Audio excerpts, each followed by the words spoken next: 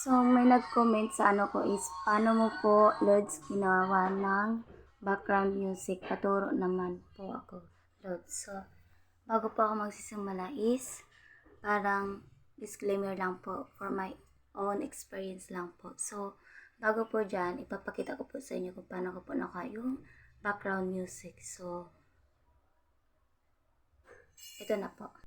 Hi guys! So, pupunta po tayo ngayon sa audio, sunod po sa extract. Tapos po, punta po tayo sa album para mas mabilis po mahanap po. Tapos, click na po yun kung anong gusto mo pong napili mo po. Tapos yun, add mo po.